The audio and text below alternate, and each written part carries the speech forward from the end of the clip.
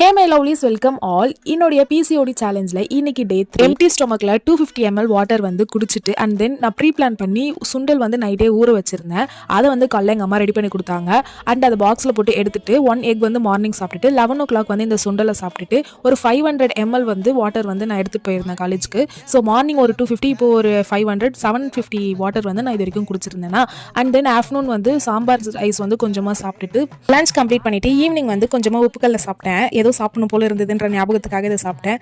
சாப்பிட்டு முடிச்சுட்டு வெளியே வந்தா இந்த மாதிரி ஒரு கூத்து பண்ணி வச்சிருக்காரு எங்கள் வீட்டில் இருக்க ஒரு சார். ஈவினிங்கில் எங்கள் அண்ணன் ஜிம்முக்கு போகிறதுனால அவன் ஒரு ஸ்டைல் ஆஃப் இன்டேக் வந்து எடுக்கிறான். ஸோ அதனால ஒரு கிளாஸ் பால் அதுக்கப்புறம் எக் இதெல்லாம் மேக் பண்ணிட்டு இருந்தான். ரெடி பண்ணிட்டு இருக்கும்போது இப்படி ஒரு சம்பவம் நடந்ததுனால ஈவினிங்கில் நான் ஒர்க் அவுட் பண்ணுறது ஸ்கிப் ஆகி போச்சு. பிகாஸ் எனக்கு இதுவே பெருக்கி தொடச்சி போகிறதுலே எனக்கு பெண்டு நவுந்துச்சு. ஏன்னா பாலுங்கிறதுனால எல்லா இடமும் ஒரு மாதிரி நீச்சு ஸ்மெல் வரும். ஸோ ஈவினிங் வந்து ஒர்க் அவுட் ஸ்கிப் பண்ணியாச்சு. இந்த டே இப்படி தான் போச்சு. நெக்ஸ்ட் டே எப்படி போகுதுன்னு பார்க்கறதுக்கு நம்ம அமௌண்ட் பல்ஸை வந்து சப்ஸ்கிரைப் பண்ணி வச்சுக்கோங்க. பாய்.